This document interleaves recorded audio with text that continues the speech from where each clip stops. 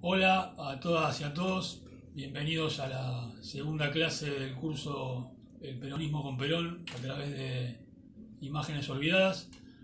Hoy vamos a ver lo que tiene que ver con el Estado y el gobierno durante las dos primeras presidencias del general Perón. Para eso hemos seleccionado una serie de imágenes que tratan de abarcar la vastísima obra en este sentido, con la mención de algunos de los dirigentes principales, de las obras que se habían hecho y de las alternativas que tuvieron estos dos primeros gobiernos. Algunas de las cuestiones mencionadas en la primera clase vuelven a aparecer y otras son una novedad y tratan justamente de lo que tuvo también de novedoso y de fundacional este periodo para la historia política argentina. Se cierra con el, con el proceso que llevó al golpe de septiembre de 1955 y la clase que viene tratará sobre el periodo que se abre entonces. En esta clase veremos la trayectoria del Estado y gobierno peronista eh, en las dos primeras presidencias y también destacaremos algunas cuestiones vinculadas a los pasos previos y a las acciones desarrolladas durante el gobierno surgido del golpe del 4 de junio del 43, en el que Perón especialmente desde octubre y noviembre tuvo una actuación destacada. Esta es una de las cuestiones centrales de estudio del peronismo, eh, en todo lo que tuvo de fundacional en este aspecto y de divisoria, un antes y un después marcado por toda la acción del Estado durante este periodo y de los dos gobiernos peronistas, el segundo de ellos trunco con el golpe de septiembre del 55. Como dijimos, el 4 de junio del 43 se produjo el golpe que puso fin a la década infame. A la izquierda vemos la proclama de este golpe y a la derecha eh, la imagen que reúne a los dos primeros presidentes, Rawson muy brevemente y Ramírez, hasta 1944. A Ramírez lo sucedió Farrell, muy cercano a Perón. En octubre de 1943 se crea la Secretaría de Trabajo y Previsión, en noviembre, en verdad, de 1943, luego de haber sido creada el Departamento Nacional de Trabajo en 1907 y que Perón fuera quien asumiera en ese departamento en octubre del, del año 43. Esta secretaría reunía, a diferencia del departamento, una serie de organismos públicos eh, vinculadas todas ellas con estas áreas, ¿no? Sobre todo con las áreas de previsión social y con la regulación de condiciones de trabajo, salario, etc. En la foto ya se lo ve a Perón en 1944 junto al tercer presidente eh, del gobierno surgido en el 43, Edelmiro Farrell.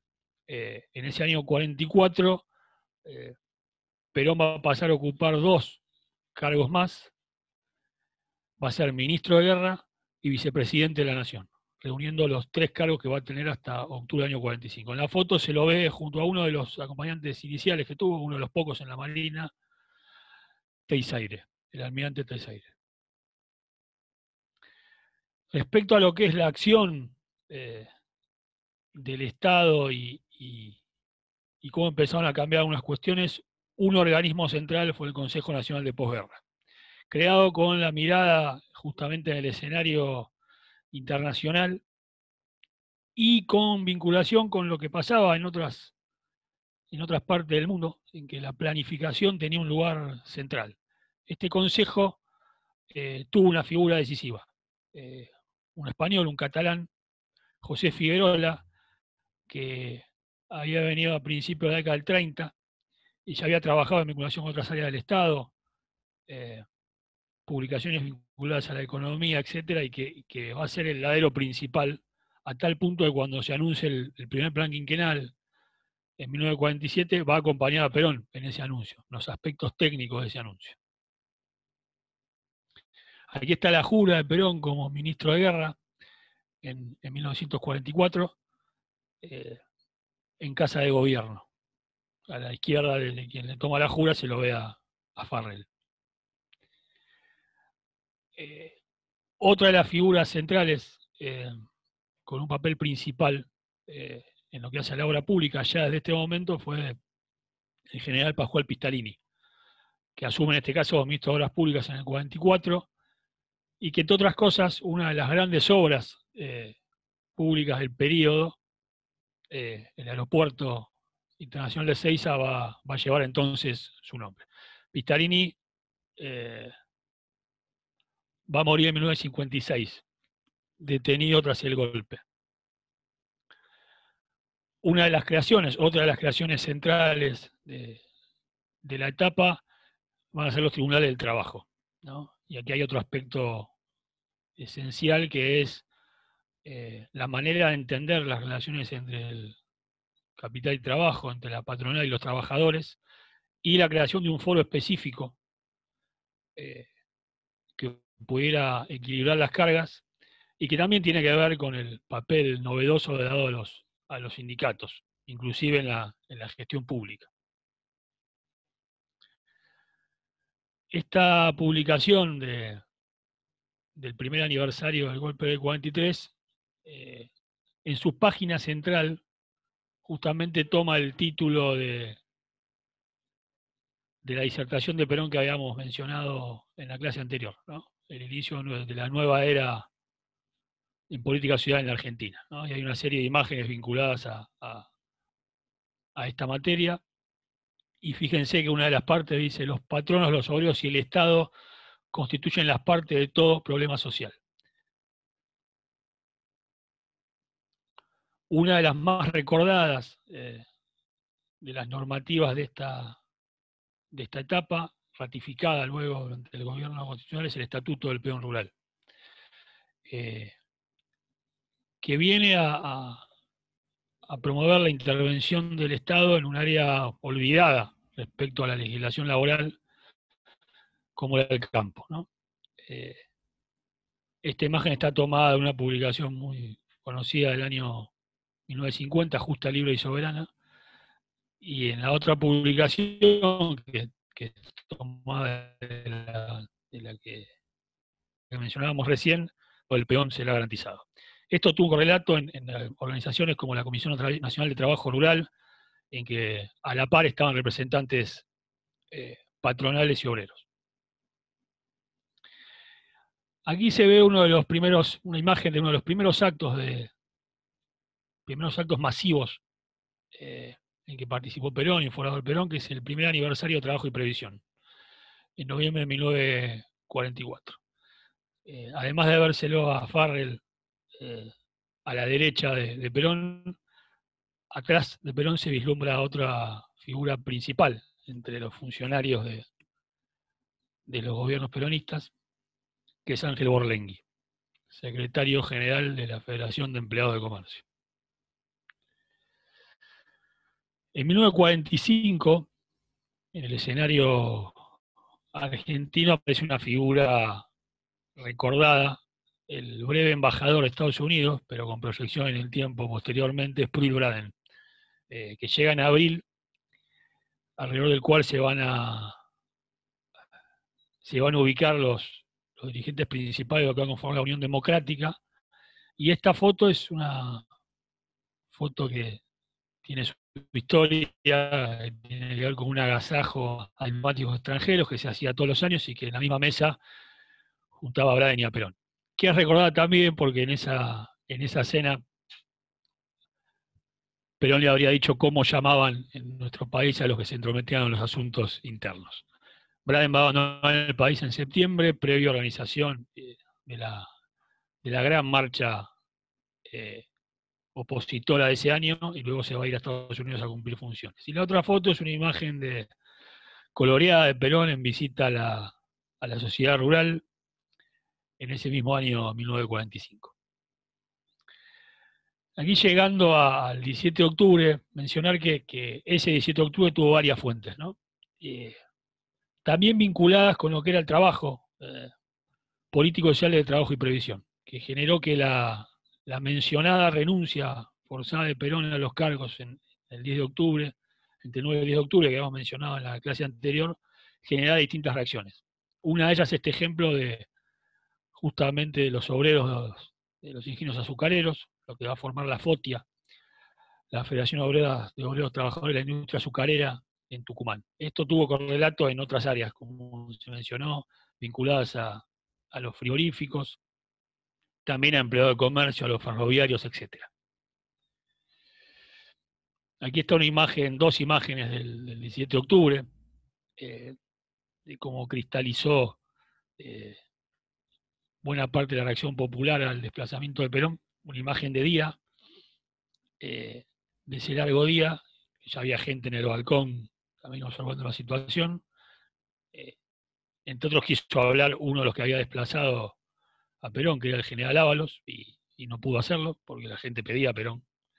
Y la otra foto ya es de la noche, de Perón y Farrell frente al micrófono. Poco después, y vinculado con acciones trascendentes del Estado, en diciembre de 1945 se crea el sueldo oral complementario, el aguinaldo. Y debajo se ve una noticia en los diarios del año siguiente, que es la legalización del aguinaldo y la participación de Evita, que ya tenía una importante presencia por ese entonces.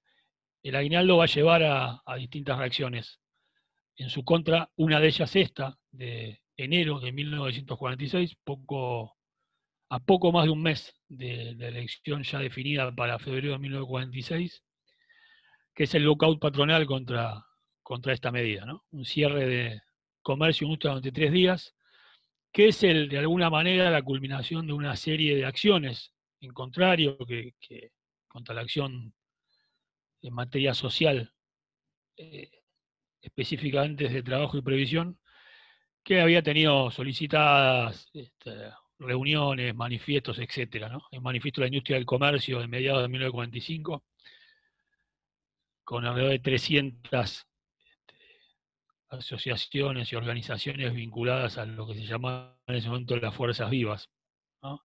Que hablaban de la imposibilidad de llevar adelante esto y lo que iba a suponer. Bueno, algo que hoy es parte de la cotidianeidad, en ese momento una novedad y una puja fuerte, como lo han sido otras cuestiones. El 24 de febrero de 1946 se producen las elecciones generales, definidas como las más inobjetables en la historia por todos los medios, ¿no? Incluso por los medios que pensaban en un triunfo cómodo de la Unión Democrática, seguramente porque no habían registrado ni los cambios que hubo de un tiempo a esta parte, ni los efectos sociales de ese cambio, ¿no? Y el apoyo logrado por esas políticas. Incluso la falta de registro de lo que había sido el 17 de octubre. Y Perón es electo presidente, Quijano es su vice, Mercante y Machado es la dupla que es electa en la provincia de Buenos Aires, y las fórmulas de apoyo a Perón triunfan en todas las provincias, de las 15 que había en ese momento, menos en la provincia de Corrientes, con distintos nombres propios de la diversidad que había en ese momento y los tiempos que hubo para armar, conformar las alianzas electorales. El hecho es que Perón triunfa el 24 de febrero. En ese momento el resultado electoral final se supo alrededor de un mes después, ¿no? Entonces eran los tiempos también que llevaba todo esto. Entre la elección de 1946 y la asunción del gobierno constitucional el 4 de junio de ese año, hubo una serie de medidas, ¿no? Imposible mencionar a todas ellas. También está la creación del Instituto Argentino de Promoción del Intercambio, entre otras, y esta es una de las principales. La nacionalización de la banca, la nacionalización de los depósitos, y aquí está la foto de otro de los funcionarios principales, ¿no? Miguel Miranda, un industrial vinculado a un industrial ojalatero, y aquí está la toma de posición del Banco Central. Banco Central que había sido creado a mediados de la década del 30. Aquí está la asunción, ¿no? El primer mandato. La foto es como la anterior del primer diario vinculado al peronismo, el diario La Época, que era un diario que había tenido su origen durante el irigoyenismo, como se ve en la imagen al lado de su nombre. Y esta es la foto de la jura de Perón, ¿no? Con su uniforme y flanqueado por el radical de la Unión Cívica Radical Junta Reorganizadora Quijano. A la derecha se ve el primer paseo de Perón, presidente, por cercanías de la Plaza de Mayo. Aquí hay una imagen que reúne al primer gabinete ministerial, ¿no? Allí hay varios de los que han pasado a la historia por su papel, algunos más conocidos que otros: Borlengui, el Interior; Bramuglia, Relaciones Exteriores; Cereijo, Picasso, el Orden de Agricultura; Gache Pirán en Justicia, Instrucción Pública en ese momento; Sosa Molina, bueno, los varios, algunos más conocidos que otros; Ramón Carrillo, por supuesto, que ya tenía funciones anteriormente; Lago Marcino, bueno, una serie de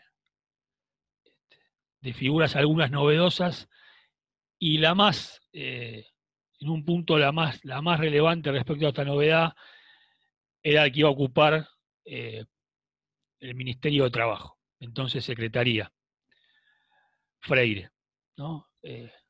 José María Freire, un obrero que pasaba a tener rango y funciones ministeriales, ¿no? Un obrero nacido en la zona sur de Gran Buenos Aires, que vivía en Sarandí, y que bueno, pasa a tener estas funciones. Aquí hay una foto que reúne a buena parte de los que mencionábamos antes, ¿no?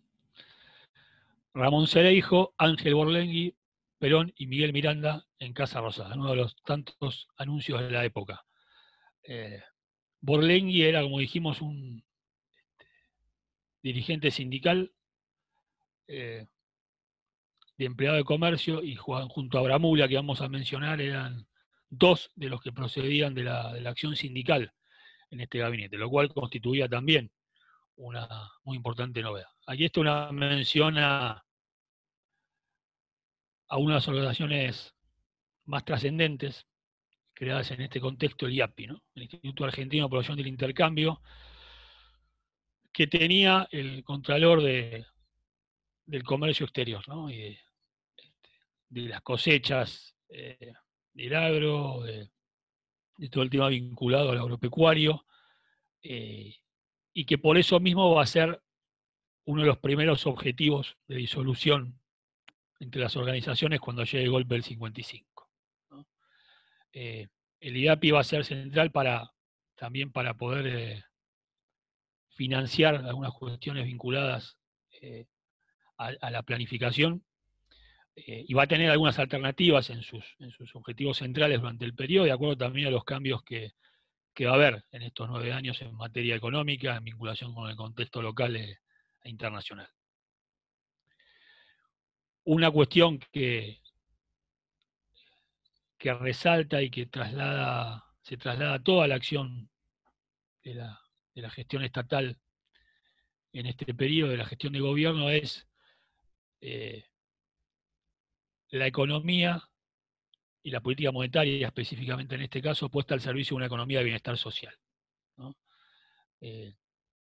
Un principio que también va a estar en la Constitución que veremos, y que aquí se hace presente un texto de Perón que habla del único país sin deudas internacionales. La deuda es pagada, lo que había de deuda externa en ese momento es pagada rápidamente para no tener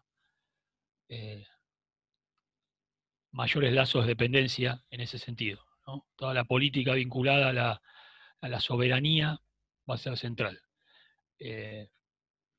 Y este es un ejemplo de ello. Aquí hay una muestra respecto de quiénes eran los actores que llevan adelante la política económica, monetaria, crediticia del periodo, y se lo ve a Ramón Cereijo, sentado junto a varias autoridades de bancos, y entre ellos a quien fuera entre 1946 y 1950 presidente del Banco de la Provincia de Buenos Aires, Arturo Jauretche, que en la última presidencia va a ser quien dirige a Eudeva hasta su muerte en 1973 y 1974. Y en relación con esto hablábamos de la soberanía y del acompañamiento con los gestos, el discurso y los hechos. Aquí está la Declaración de la Independencia Económica, ¿no? Obviamente, no casualmente, en la ciudad de Tucumán y en la Casa Histórica, en que se había declarado la independencia nacional. Y aquí se lo ve, además del acta, se lo ve a Perón junto a su comitiva camino a la casa de Tucumán. Aquí hay una de las tantas revistas de la época que celebra el 4º aniversario de Trabajo y Previsión, ¿no? De la Secretaría. Esta revista salió desde el año 44, si no lo recuerdo, y se ve en la tapa a Perón y a Evita. Evita tenía funciones vinculadas a la ayuda social desde el mismo día de asunción del gobierno, más allá de la tarea que tenía anteriormente, y además se va a dar la creación de la Fundación Eva Perón, muy cerca de este tiempo. Otra de las instituciones creadas va a ser el Instituto Nacional de Previsión Social, ¿no? Que supone el desarrollo, ¿no? de una de las instancias de desarrollo de esta área de la política social, ¿no? Con organización en todo el país, con delegaciones como las tenía Trabajo y Previsión. Bueno, era esto, ¿no? El organismo en todo el territorio nacional destinado a cumplir con los objetivos en materia de seguridad social, consistentes en la producción biológica y económica de las personas en función de una solidaridad organizada.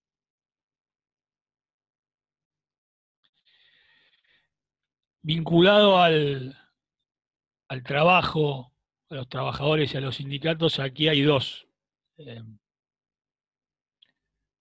funcionarios y dirigentes de este periodo. José María Freire, ministro de Trabajo y Previsión, que habíamos mencionado, y Luis Gay, de Telefónicos, un viejo dirigente sindical que va a ser secretario general de la Confederación General del Trabajo, que será sucedido en 1947 por Aurelio Hernández, luego por José Espejo, Eduardo Buletich y Héctor Hugo Di Pietro, de Trabajadores del Estado.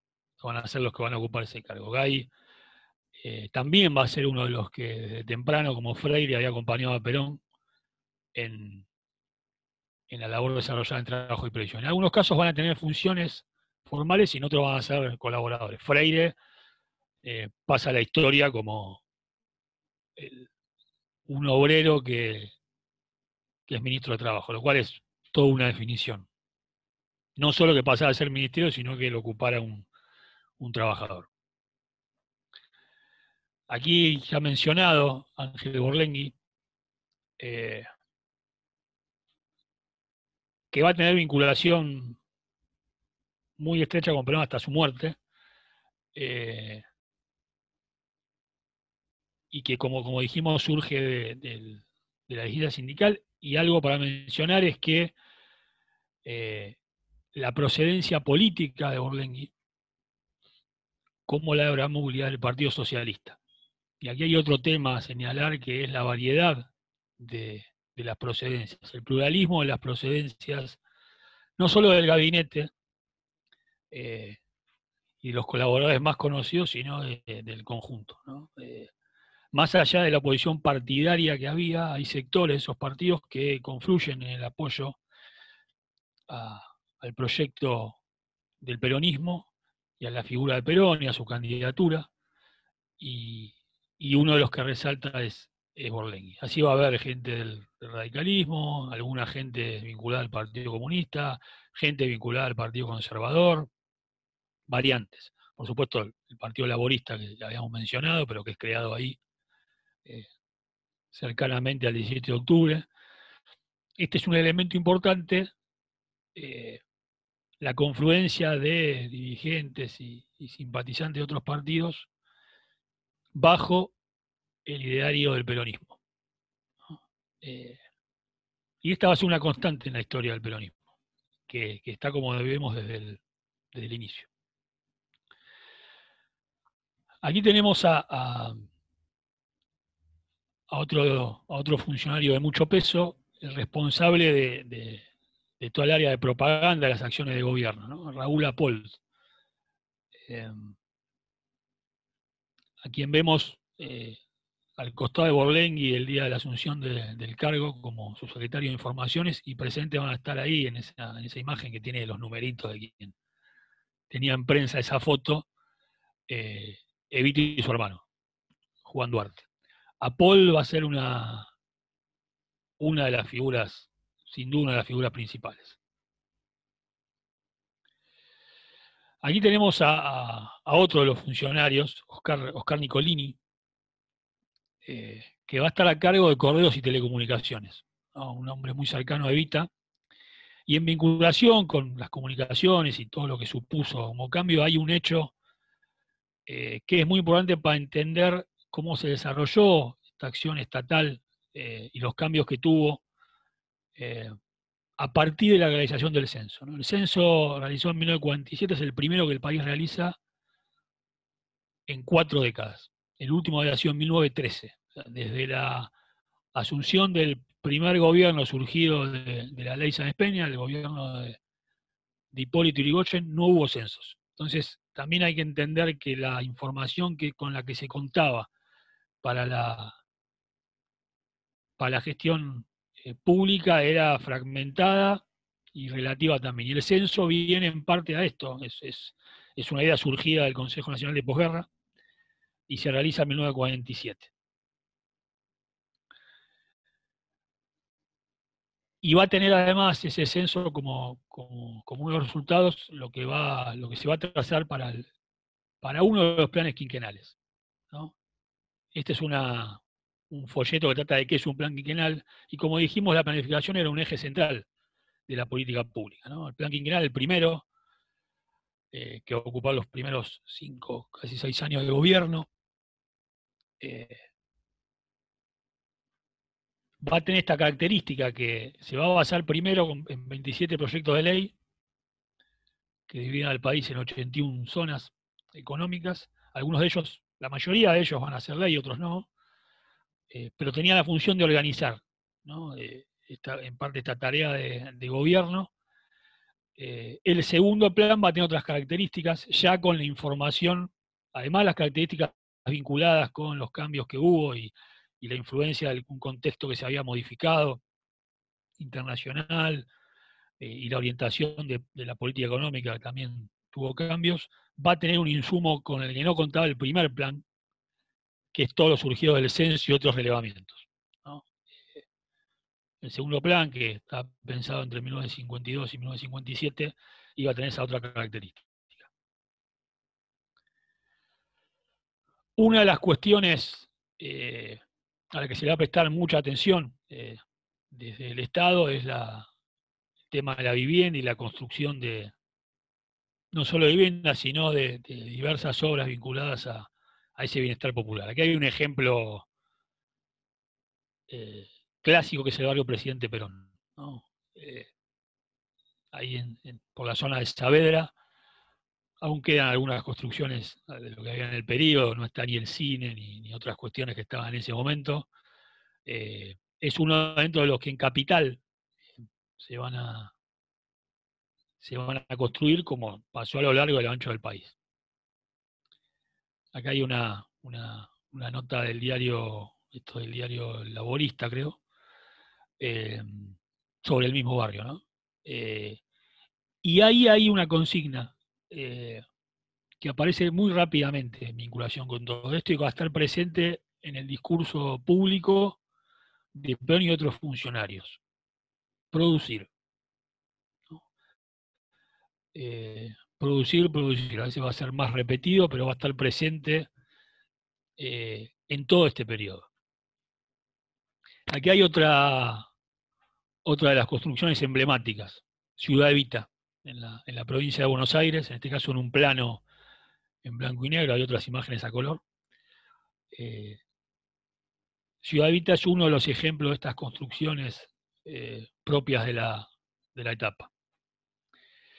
Aquí pasamos a otro de los funcionarios de mucho peso, que no va a ocupar tanto el cargo como el caso de Borlenghi, que es Juan Atilio Bramuglia. Bramuglia provenía del asesoramiento a los sindicatos, a la Unión Ferroviaria, y va a tener un papel muy importante en los foros de la diplomacia internacional para llevar una de las cuestiones principales del diario peronista, que se trasladaba a cómo se expresaba y a las decisiones tomadas en materia de política exterior, que es la tercera posición, ¿no? Y eso va a costar en la relación con algunos países algunas rispideces también, pero lo va a llevar a diversas conferencias, a Río de Janeiro, a Bogotá y a otras.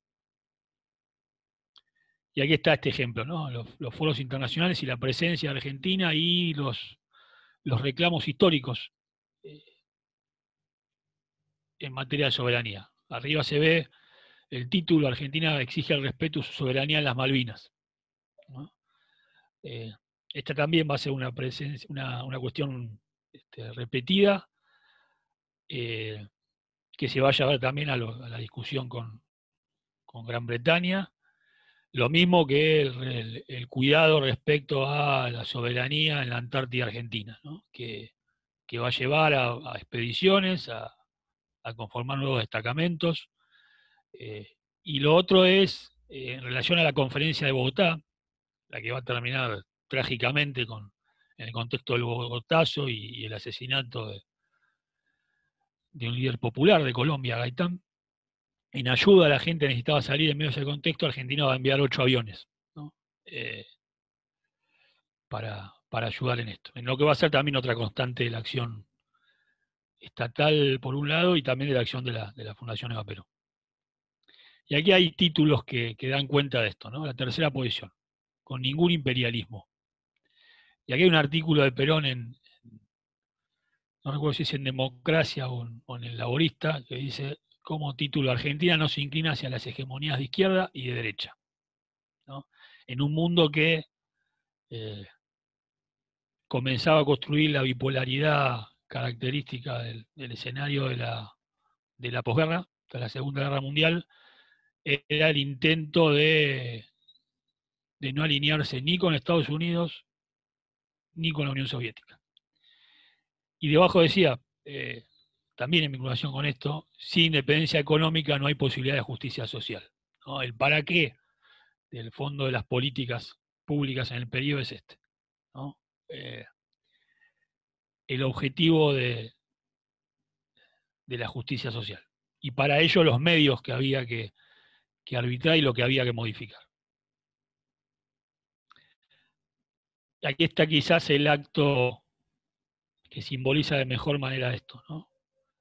La nacionalización de los ferrocarriles, un acto multitudinario en Retiro al que Perón no pudo asistir por una dolencia física, en marzo de 1948, ¿no? Profusión de publicidad que decía, ya son argentinos, que vino tras la firma del convenio entre Miranda y Eddy, el enviado británico, en Casa de Gobierno un tiempo antes. Llegamos a Ramón Carrillo, el ícono de la salud pública en nuestro país, un funcionario excepcional, que en su labor trascendió además las funciones de su cargo, un estudioso, un médico sanitarista, vinculado a la medicina preventiva también, que se había formado en diversos lugares de Europa, que tenía una trayectoria académica notable, que había sido postergado en su trayectoria académica por su vinculación con el nacionalismo, y que llega a la función pública y a lo que va a ser también transformado primero de Dirección Nacional de Salud Pública en Secretaría y luego en Ministerio. Tampoco había Ministerio de Salud Pública, de Trabajo ni de Salud Pública había. Y Carrillo va a ser el funcionario clave en esto y creo que uno de los 2 o 3 más importantes de la historia de la función pública. Y aquí está esto, uno de los ejemplos de la trascendencia, ¿no? Y de cómo se trataban otros temas, en este caso una conferencia sobre la guerra psicológica, ¿no? También va a haber sobre la guerra bacteriológica y una serie de cuestiones. Carrillo va a ocupar el cargo hasta 1954. ¿No? Aquí se lo ve en una foto, reunidos Perón explicando con un poncho puesto sobre su hombro, se ve que era una fecha de otoño e invierno, junto a Mercante y la esposa del gobernador de la provincia, Carrillo y Evita.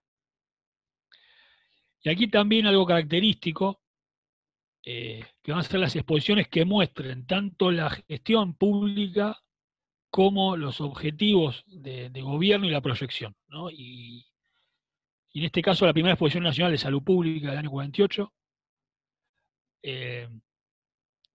y señala a la salud como el arma más poderosa de una nación. ¿Por qué esto? Porque para que pudiera proyectarse eh, y, y comenzar a hacerse efectivo ese proyecto de país, se necesitaba una población que estuviera sana, que estuviera saludable, que estuviera bien alimentada, que tuviera trabajo digno, etcétera, etcétera. Y la tarea de Carrillo también va en función de ello, ¿no? También por eso va a haber un código alimentario, va a haber cantidad de recomendaciones en materia de alimentación y de medicación y campañas, las primeras campañas de vacunación masivas que va a haber, la erradicación de lo que eran graves problemas de salud pública como el paludismo, y una mirada puesta en que la gestión pública fuera al territorio, fuera donde no había estado. No esperar solamente que los hombres y mujeres con sus hijos fueran a las dependencias de salud pública, sino ir y construirlas en los lugares.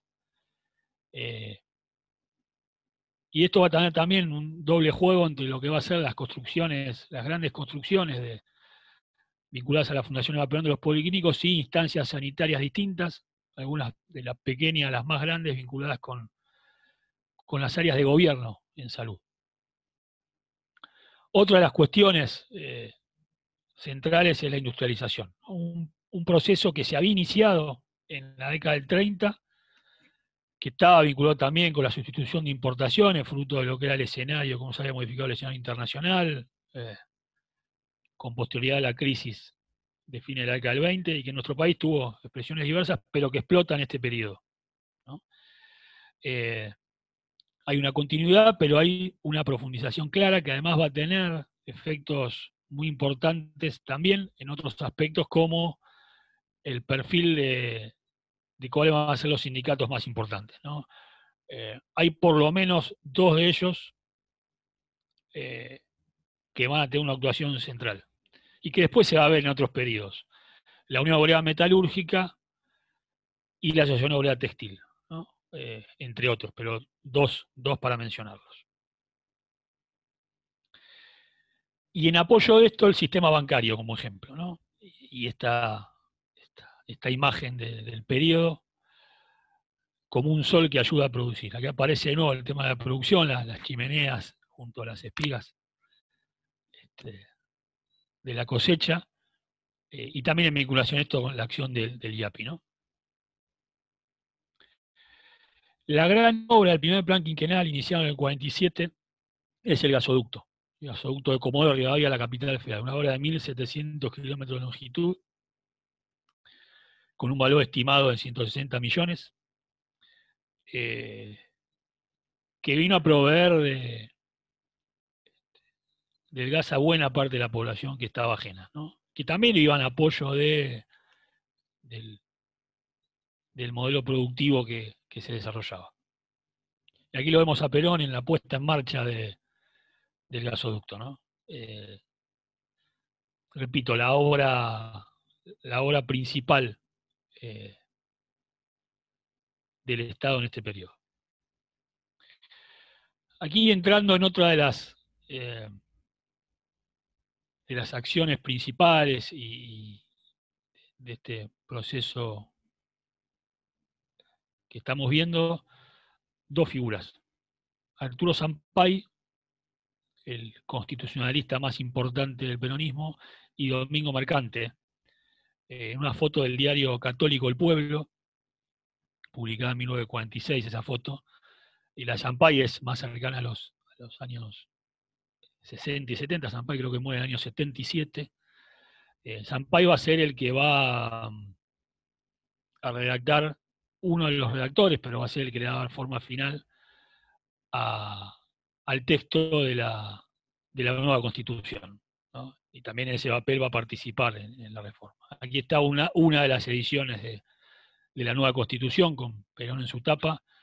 La Constitución del 49 empezó a tratarse como tema ya en el 46 y el 47. En 1948 se va a hacer la convocatoria. A fines de ese año se van a hacer las elecciones para convencionales constituyentes y se va a desarrollar durante la primera etapa en marzo de 1949 la nueva convención.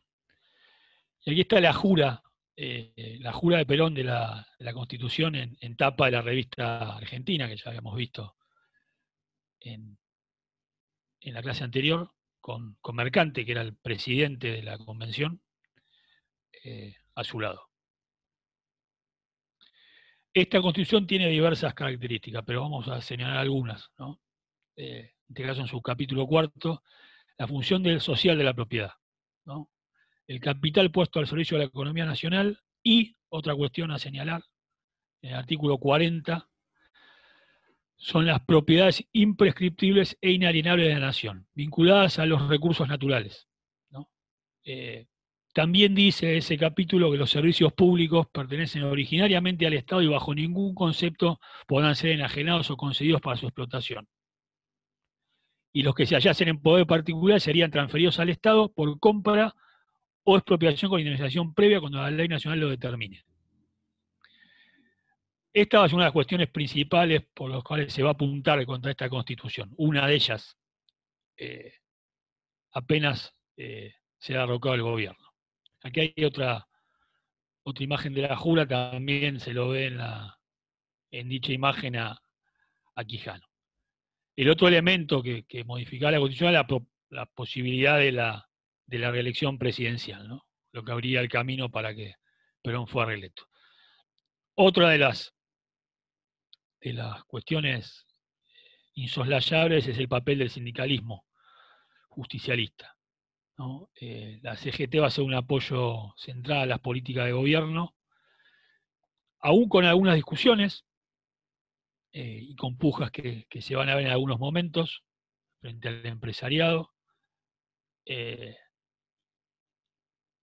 escapa al detalle de lo que podemos ver hoy, pero que también estuvieron presentes, ¿no? Uno de los ejemplos es la gran huelga metalúrgica del año 54,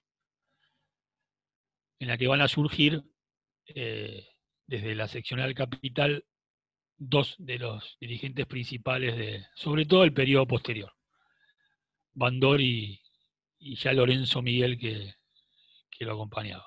Abdalá Baluch era el secretario de la Unión Obrera Metalúrgica a nivel nacional. Ya para entonces iba a ser uno de los sindicatos más importantes. Aquí hay un ejemplo de la muy profusa folletería del periodo, de la Secretaría de Informaciones y con el escudo arriba.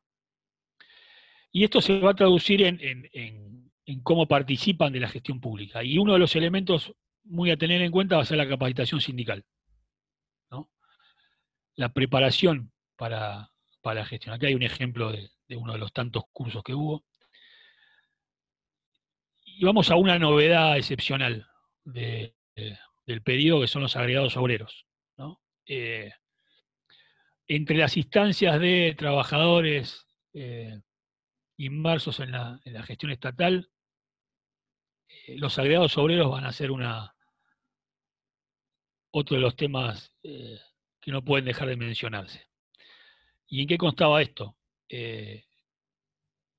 Ingresan a la diplomacia y después al cuerpo diplomático formalmente obreros, ¿no? Agregados cuya misión principal va a ser llevar la mirada del gobierno respecto a las relaciones laborales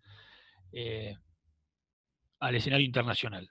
Y ahí se ve a dos de ellos en la imagen, uno de ellos, Juan Otero, de los 400 y pico de dirigentes sindicales, que en general van a ser dirigentes sindicales no de la primera línea van a permanecer en el país, de los 400 y pico que van a cumplir con los cursos, más de 100 van a ser efectivamente agregados obreros y 5 de ellos van a ser embajadores, uno de ellos en Italia.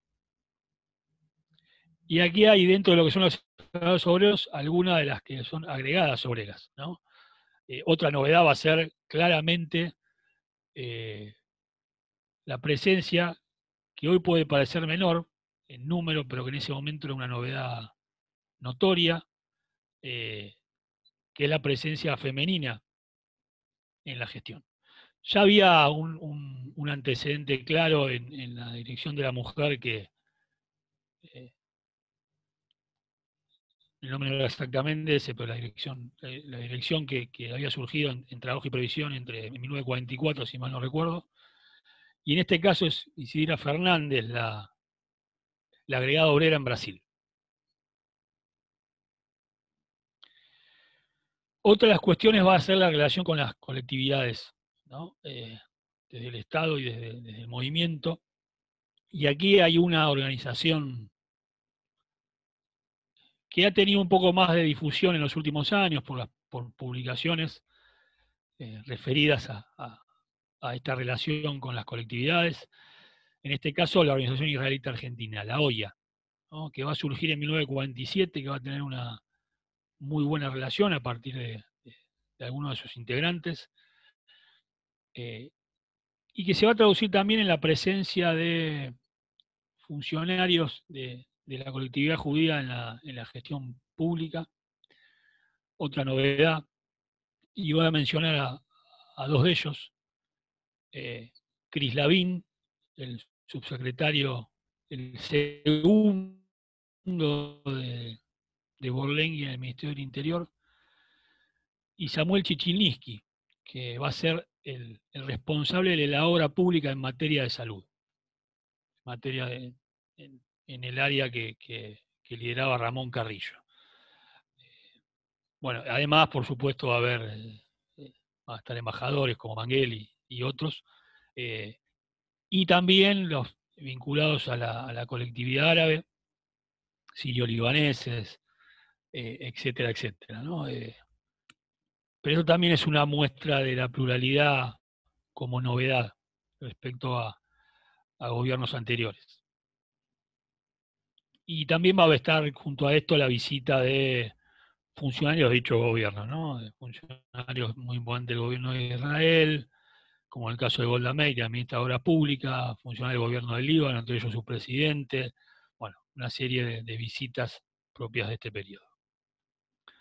Otro de los cambios en materia de políticas públicas es lo que se va a dar en la política carcelaria, definida como racional humana, que va a tener muestras como el cierre del presidio de Ushuaia en 1947, que va a ser reabierto por el gobierno de facto instaurado en 1955, y en la política carcelaria va a haber una figura principal que va a ser Roberto Pettinato padre, que también, como tantos otros funcionarios, va a ser perseguido y se va a tener que asilar poco después del golpe, y que va a ser el director de institutos penales de su creación hasta 1955.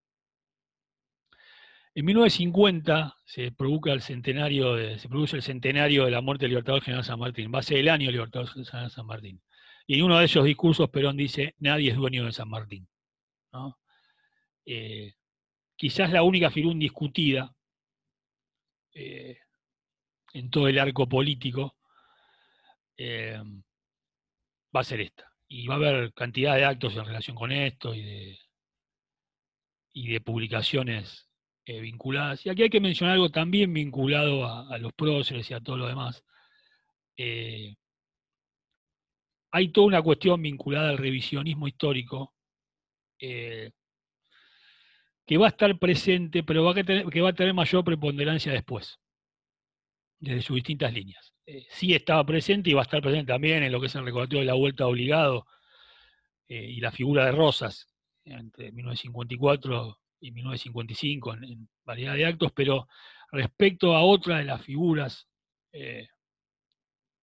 del panteón liberal, digamos, esto no eran figuras atacadas especialmente, y Perón lo ejemplifica en que esto en el nombre de los ferrocarriles, ¿no? El ferrocarril Mitre, el Sarmiento, el Roca, lo que decía Perón era que lo importante respecto de esto era que eran los hechos, ¿no? Vinculada, por ejemplo, a la nacionalización y no tanto los nombres. Otra de las cuestiones muy importantes es el deporte y el peronismo, ¿no? La promoción del deporte, de las competencias internacionales y los deportistas argentinos, pero también el deporte llevado a lo popular, ¿no? Y a la difusión en la población. Y aquí hay un periodista central en esto, Luis Elías Ojit, el líder de un grupo de trabajo, transmisiones automovilísticas, transmisiones de otro deporte, transmisiones futbolísticas, también la exportación del ideario de gobierno al exterior. Y en la foto se lo ve junto a Loé, que todavía era entonces funcionario de presidencia, antes de ser gobernador de la provincia de Buenos Aires, ya iniciada la década del 50. Y en esto del tema deportivo, el hecho quizás más trascendente fueron más allá de los Juegos Evita, que ya habíamos mencionado, los Juegos Deportivos Panamericanos, en 1951. La primera edición de los Juegos Panamericanos durante el verano, ¿no? Argentina va a triunfar en el medallero de esos Juegos, y esta es una imagen de la revista Continente. La relación con los medios va a ser otra de las cuestiones destacadas, la conflictiva relación con medios en una parte, la construcción de una red de medios oficiales, y este es un ejemplo del caso quizás más importante, que es la vinculada con el diario La Prensa, y el paso de la prensa a ser propiedad de la CGT, ¿no? Y en ese caso el presidente va a ser, esto un poco más adelante, el periodo que estábamos viendo, Eduardo Buletich, el que ya era secretario general de la CGT. Por algo, uno de los primeros reclamos que va a haber post-golpe del 55 va a ser la devolución de la prensa a la familia Gainza Paz. También cabe destacar acá lo que fue el suplemento de cultura del diario La Prensa. Otra de las creaciones fue la línea de bandera, ¿no? Aerolíneas Argentinas, también enmarcada en la cuestión de la soberanía a través de actos concretos, ¿no? Aerolíneas reunió distintas líneas aéreas, como entre ellas la flota aérea Fama, la flota aérea mercante, y es creada entre 1949 y 1950. Aquí hay dos publicidades del periodo respecto al cabotaje y a lo internacional. El ejemplo está en París, ¿no? En este caso. Hay otros en Nueva York y otras ciudades. Aerolíneas va a tener una larga y perdurable relación, incluso a través de sus pilotos, pero también de buena parte de su personal con el peronismo. Lo otro es la flota mercante del Estado, ¿no? La creación de la flota mercante va a ser una prioridad. Primero a través de lo que es la estatización de la compañía de navegación Dodero, y después la construcción a través de los astilleros de nueva de nuevos barcos y de nuevas construcciones vinculadas a esta flota, ¿no? Y la explicación que surge de esto era que, por dos cosas, por los costos que tenían los fletes a través de los mares, y de acuerdo a esto la necesidad soberana de una flota propia. Aquí hay dos ejemplos, ¿no? No solo vinculados a lo comercial, también esto también tenía que ver con otras construcciones. En este caso los transatlánticos, presidente Perón y Eva Perón.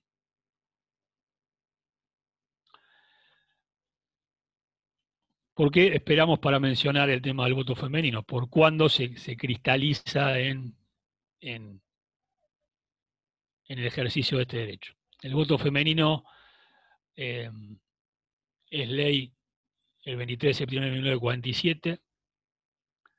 Evita vuelve de Europa, su viaje a Europa en agosto, y poco menos de un mes después recibe de manos de Perón la ley, y bueno, y esto va a llevar al empadronamiento, a todo el proceso de empadronamiento que va de la mano de la construcción del Partido Peronista Femenino a través de sus delegadas censistas y sus censistas, y se llega al voto el 11 de noviembre de 1951. El primer voto nacional femenino, el antecedente era la elección de la provincia de San Juan, en la final de la década del 20, pero a nivel nacional se da entonces, en 1951, que hay una de las tantas fotos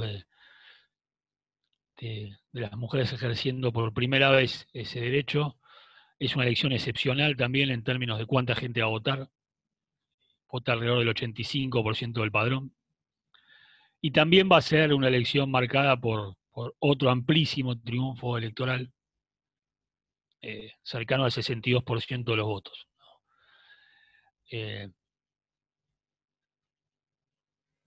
Y otra de las muestras de lo que había cambiado, de lo que cambia en este periodo, es el acceso de mujeres a la legislatura, ¿no? Las diputadas y senadoras del peronismo que van a marcar por primera vez la presencia de la mujer en nuestras cámaras legislativas, y en este caso Delia Parodi, Delia Di Gliomini Parodi, que va a tener actuación posterior también, que va a ser presidenta del Partido Peronista Femenino tras la muerte de Evita, y que va a ser vicepresidenta primera de la Cámara de Diputados, y en ese carácter va a ser la que en algunas instancias presida por primera vez, así que por primera vez una mujer presida sesiones del Congreso. Otro elemento es la idea de la ciencia al servicio del bienestar colectivo, ¿no? Entre otras lo crea el Consejo Nacional de Investigaciones Técnicas y Científicas, el antecedente del CONICET, y esto va a ser apoyado como otras instancias con financiamiento público, ¿no? Esta remite específicamente, esta imagen remite al segundo plan quinquenal, pero esto también va a estar presente en el primero, y es parte también de los desarrollos que Carrillo mencionaba, ¿no? Como parte de una mirada integral de la función pública. Otro de los ejemplos es la creación de la Comisión Nacional de Energía Atómica en el año 50, ¿no? Un proyecto nacional, y un ejemplo, entre otras de las publicaciones, va a ser la revista Mundo Atómico, que va a salir entre 1952 y 1955, que más allá del título, como bien dice ahí, una revista de divulgación científica que le da espacio a diversas expresiones de lo que eran los proyectos de políticas públicas en la materia científica. A la derecha se ve otra publicidad que habla de la energía nuclear argentina, ¿no? Y en este desarrollo industrial que mencionábamos, hay otras cuestiones emblemáticas, ¿no? En este caso, de lo que era la Secretaría de Aeronáutica, de lo que se llevó a cabo en el primer plan quinquenal, y al plan quinquenal de Aeronáutica, y de lo que va a ser las industrias mecánicas del Estado, en este caso instaladas centralmente en Córdoba, y uno de los emblemas es el Pulqui 1, ¿no? una de las obras perdurables de todo lo que fue la obra estatal en este sentido.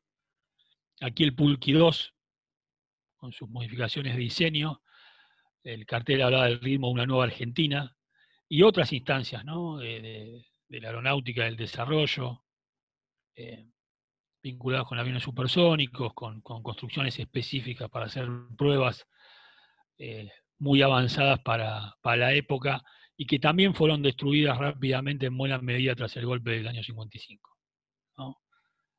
Como otras cuestiones vinculadas a la soberanía. Esta es la figura respecto a los funcionarios que llevó adelante buena parte de este proyecto. El brigadier mayor Juan Ignacio San Martín, ¿no? En este caso hablando por la Red Argentina de Radiodifusión. San Martín de las Industrias Mecánicas del Estado y lo que había sido la Escuela de Aviación y la industria vinculada a esa escuela, fue una figura principal. Aquí está Perón en visita al IAME, a Industrias Aeronáuticas y Mecánicas del Estado, en Córdoba. Este acto creo que es del año 1954. Aquí otra cuestión imposible de soslayar, que son los automotores justicialistas, ¿no? Los automóviles justicialistas. El justicialista, como dice ahí el Instituto Aerotécnico, Institec, con su versión también de un auto construido también con plásticos, y la chatita justicialista de entrega inmediata por el IAME, cumpliendo con el segundo plan quinquenal, que recuerda también la venta del camión liviano, el rastrojero. Otra de las cuestiones con que el Estado apoyaba era financiamiento de los grandes almacenes justicialistas, ¿no? En este caso con liquidación y invierno, vinculadas a la ropa, a la vestimenta popular, etc. Y en este caso con el apoyo de la Confederación General de Empleados de Comercio. Entre 1950 y 51 se desarrolla una crisis económica vinculada con diversos factores, la modificación de los términos de intercambio internacionales, dos sequías muy importantes, problemas vinculados a las reservas, al financiamiento del plan quinquenal, y esto va a llevar a modificaciones en lo que es la política económica y también a los funcionarios. Miguel Miranda y Ramón Cereijo dejan su cargo y aparece una nueva línea de funcionarios, en este caso ya economistas. Perón decía que si hubiera nombrado a técnicos en algunas áreas en su primera etapa, hay cosas que no se hubieran hecho. Y por eso nombra a gente vinculada más a la experiencia en la acción industrial que a economistas. Pero en este escenario, un escenario marcado por lo que era una inflación importante para la época, llega Alfredo Gómez Morales al Ministerio del Área, y en ese contexto es que se lanza el plan económico, el plan de estabilización del año 52, el único plan antiinflacionario de toda nuestra historia que no afectó la calidad de vida popular, que va a ser exitoso en los objetivos que se traza, y que va a marcar la recuperación de los niveles de distribución del ingreso, una característica esencial, el famoso 50 y 50 vinculadas a la distribución del ingreso entre los sectores del capital y los sectores del trabajo, que va a tener oscilaciones entre el 48 y el 52, depende del momento del periodo, y en este caso un folleto vinculado a este plan económico, con el sello de la Confederación General del Trabajo. Este plan va a dar paso a la ejecución del segundo plan quinquenal, que en el caso de lo que ya era el Ministerio de Asuntos Técnicos, había una serie de ministerios nuevos, propiciados a partir de la reforma del 49. En asuntos técnicos va a estar Raúl Mendé, que va a ser el que va a llevar adelante la publicidad de los aspectos técnicos. Perón va a llevar adelante la publicidad de los aspectos políticos del plan. Y la consigna central de este plan va a ser también, o una de las consignas nacionales va a ser la producción, ¿no? Y el objetivo fundamental de este segundo plan es la consolidación de la independencia económica para asegurar la justicia social y mantener la soberanía política. La inclusión de esta imagen tiene que ver con la mención de estas tres banderas fundamentales, ¿no? La independencia económica, la justicia social y la soberanía política, ¿no? Esto va a estar presente, como es conocido, en todo este trayecto, y también cuando no se esté en la función de gobierno, ¿no? Por el abandono de estas banderas. A partir del año 51, en el año 51 se da el primer levantamiento fallido contra el gobierno, el 28 de septiembre, si mal no recuerdo, el año 51, con el general Menéndez, y el apoyo de algunas dependencias y la participación de un entonces mayor, Alejandro Lanusse. Y a partir de lo que es la aplastante victoria electoral de Perón en la elección de noviembre del 51, van a comenzar a darse una serie de acciones vinculadas a la ilegalidad de parte de una oposición, de parte de la oposición política, de una relación atensada con la oposición política, con una parte de esa oposición política.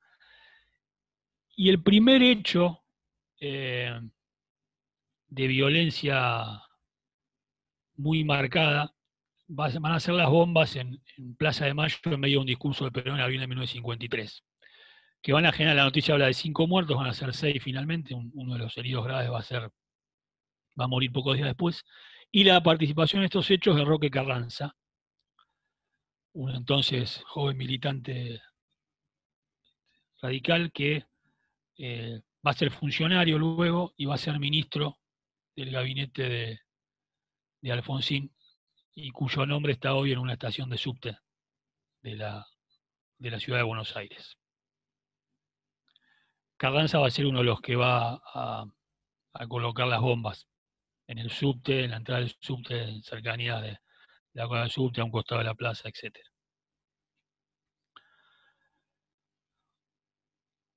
¿Cuál era otra de las cuestiones muy importantes en apoyo del proyecto de esta etapa? La idea de la educación, y específicamente la idea de la educación técnica al servicio de este proyecto. La Comisión Nacional de Aprendizaje y Orientación Profesional, que es creada en los primeros tiempos, va a ser la dependencia que promueva la educación técnica y la creación de instituciones vinculadas a esto, Escuela Nacional de Educación Técnica y otras instancias. Este es un ejemplo, el objetivo de 1 millón de técnicos para asegurar la independencia económica, y el ejemplo es la revista Aprendizaje de quienes estudiaban en las escuelas vinculadas a esto. Y la CENAOP va a ser el germen de otra instancia fundacional y recordada, que es la Universidad Obrera, ¿no? La Universidad Obrera Nacional tiene la promulgación de su ley en 1948, pero va a comenzar a funcionar en 1953. Efectivamente, va a dar el título de ingeniero de fábrica, con distintas variantes de acuerdo a la especialidad, y va a tener sus regionales en distintas áreas del país, ¿no? Aquí está Perón hablando de la Universidad Obrera, un ejemplo del reglamento de organización y funcionamiento, y como se ve surgiendo de lo que era la CENAOP. Aquí hay una página de un periódico sindical hablando de la Universidad para los Trabajadores, ¿no? La UON. La UON va a ser en 1955, entre 1955 y 56, va a ser transformada en Universidad Tecnológica Nacional y va a cambiar no solo su nombre, sino también el carácter respecto al título que daba y también a la participación posible de obreros en esa universidad. Hay otro elemento a mencionar que tiene que ver también con el acceso de obreros a instancias que antes no había tenido, que tiene que ver con las Fuerzas Armadas, ¿no? Las Fuerzas Armadas son otro sostén muy importante, digamos, las industrias de base de allí surgen, y otra de las instancias era esa posibilidad de acceso que tiene que ver con que los suboficiales pudieran acceder al cuadro de oficiales, ¿no? Y pudieran acercarse. Esto también va a ser modificado después, y se va a lograr relativamente por los tiempos también, ¿no? Y que hubiera un cupo reservado a hijos de obreros, tanto en las escuelas que se habían mencionado como en los liceos militares. En 1953, y en vinculación con lo que era también la coyuntura económica, se va a sancionar la ley 14.222, erradicación de capitales extranjeros, que va a tener su desarrollo en los 2 años de aquí al golpe, que va a plantear condiciones muy estrictas respecto al derecho a transferir al país de origen de dichos inversores utilidades líquidas, que, como dice ahí, proveniente de la misma inversión, solo podían llegar hasta el 8% sobre el capital registrado que permanecía en el país en cada ejercicio posterior anual, ¿no? Condiciones sí, una ley de erradicación de capitales con condiciones que no deterioraran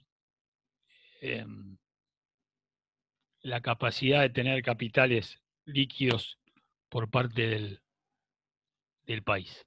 Otra mención que quería hacer, que se podía perder al respecto de la universidad, tenía que ver con la ley universitaria, ¿no? Y la gratuidad de la universidad.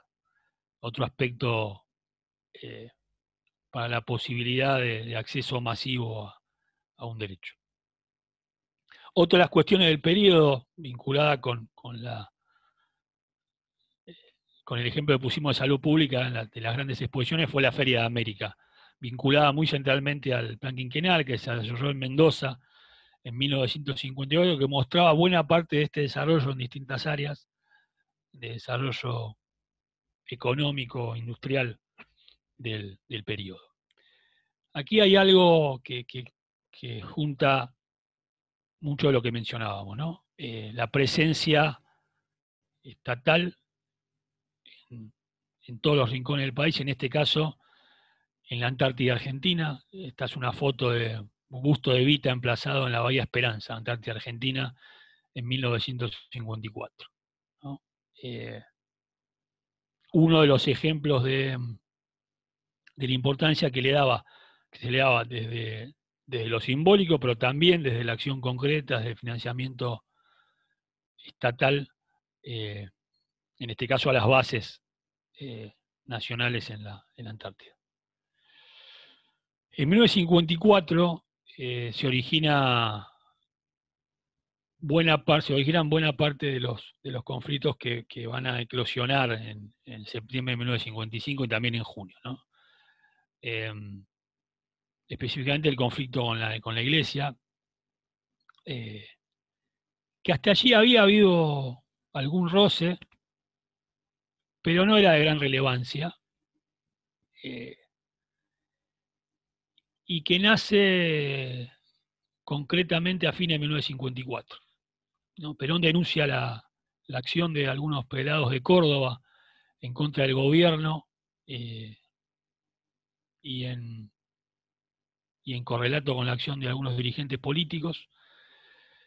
Y en 1954, a fin de 1954, se va a sancionar la ley de divorcio, ¿no? La primera ley de divorcio, la segunda va a ser del año 85 recién. No era en modo alguno el primer proyecto que había sobre divorcio, pero se va a sancionar a fin de 1954. Y las primeras sentencias vinculadas a la ley de divorcio van a ser de abril de 1955. esta ley de divorcio va a ser anulada durante el gobierno de Lonardi y de Aramburu. Otra de las cuestiones que se desarrolla en 1955 es la ley de profilaxis social, que eran proyectos que ya había presentado Carrillo anteriormente vinculados a la salud de la población, y, entre otras cuestiones, a poner blanco sobre negro sobre algunas cuestiones que se habían desarrollado, y este es un folleto vinculado al periodo. Durante 1955, marzo del 55, se proyecta y se realiza el Congreso de la Productividad y Bienestar Social, ¿no?, en el que participan funcionarios de gobierno, dirigentes vinculados a las asociaciones empresariales y dirigentes sindicales, ¿no?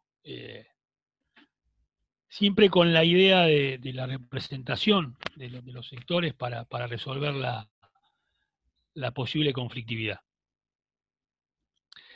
En mayo de 1955, en medio de este escenario, las dos cámaras sancionan un proyecto de separación de la Iglesia y el Estado,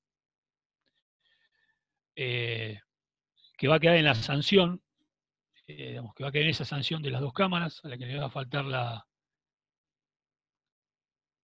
promulgación por parte de presidencia, que se va a interrumpir este proceso como otros cuando llega en junio de 1955 uno de los hechos de barbarie mayor que conozca la historia argentina, ¿no? En el mismo día, sin duda, es el mayor, que es los bombardeos del 16 de junio de 1955, que van a tener como epicentro a Plaza de Mayo, pero que se van a trasladar también a otros lugares de la capital federal, en que va a participar mayormente la aviación naval, con algún apoyo de la Fuerza Aérea menor, que van a ir a apoyarse después a Uruguay, y que va a tener como saldo alrededor de 350 muertos y una cifra no determinada claramente de heridos, pero que fueron más de 1000 claramente. Aquí hay una foto en la revista Esto Es, de Perón con el ministro de Ejército,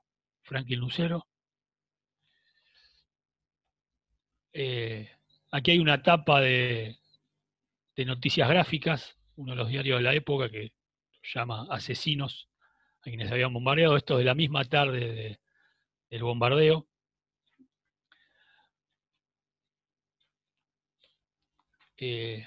Aquí vemos una de las impresionantes escenas de esta jornada, el cuerpo carbonizado de una persona en Plaza de Mayo. Estas acciones van a tener una serie de consecuencias más allá de las mencionadas, que va a ser el desplazamiento de algunos jefes militares y el inicio de un juicio que estaba previsto para septiembre de 1955, ¿no?, y que obviamente va a quedar interrumpido. Aquí hay dos figuras, una figura a mencionar, Miguel Ángel Zavala Ortiz, Comando Civil. Los comandos civiles eran las agrupaciones civiles en apoyo de los golpistas en ese momento. Zavala Ortiz era un dirigente radical y va a ser el ministro de Relaciones Exteriores de Arturo Illia. Y hay un recordatorio de otra acción de ese día, que va a ser la quema de 8 templos en el centro de la ciudad de Buenos Aires, y que buena parte de la historiografía va a destacar por sobre los bombardeos y los efectos humanos, los terribles efectos humanos del bombardeo, ¿no? Uno en bibliografía muy destacada en algún momento va a ver que se menciona mucho más el tema de la quema de los templos por sobre los 350 muertos que tuvo el bombardeo. Esto ha tenido, sí, modificaciones en la bibliografía de las últimas décadas, en que se le ha dado a este hecho terrible de los bombardeos el lugar, o una parte del lugar que corresponde en cualquier recorrido serio por la historia política nacional.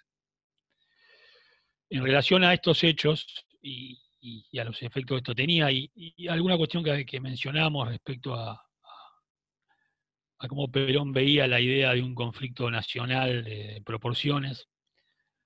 Perón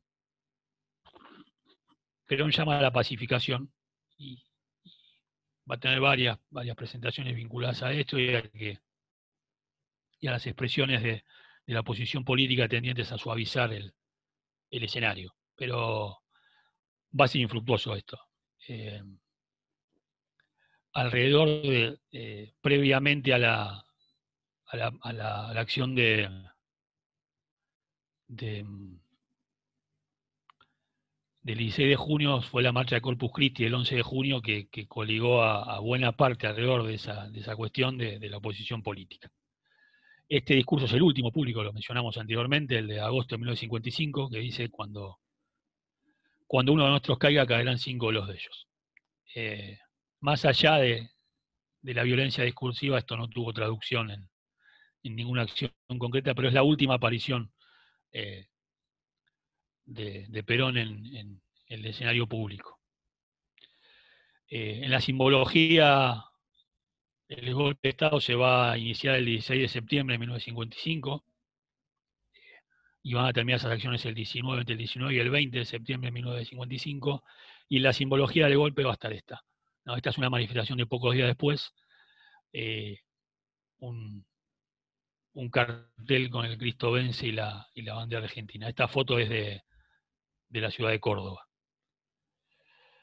Y los escenarios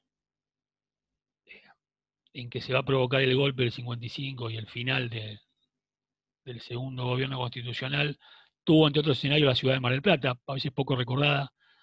En Mar del Plata se va a bombardear una zona vinculada a YPF, y esto va a pasar también en Ensenada, en Berisso, en Río Colorado, y sobre todo la amenaza de bombardeo sobre las destilerías YPF en la ciudad de Buenos Aires y en la zona sur del conurbano. Y finalmente la asunción de Lonardi, el primer presidente de facto de la que se autodenominó Revolución Libertadora. Y este título de la misma revista Esto Es, que 3 meses antes había hablado del bombardeo, habla de una amplia historia gráfica de la gesta revolucionaria que era la libertad. Esta es la tapa de la revista del 27 de septiembre, y con la asunción de Lonardi se abre un nuevo periodo histórico que será muy distinto para el peronismo, para el país en general, y para el peronismo específicamente, porque rápidamente va a llegar lugar a su proscripción y a la imposibilidad, no solo a la imposibilidad de hacer política públicamente, sino a la detención, persecución y cárcel de buena parte de sus dirigentes y de sus militantes. Y para hablar de la génesis del antiperonismo, una frase del propio Perón, que es: no nos combaten por nuestros errores, sino por nuestros aciertos. Y el inicio de esta etapa, respecto a Perón específicamente, está ejemplificado en esta escena, que es Perón subiendo al hidroavión de la Fuerza Aérea de Paraguay, que lo va a llevar a Asunción el 2 de octubre del 55, y el inicio del exilio.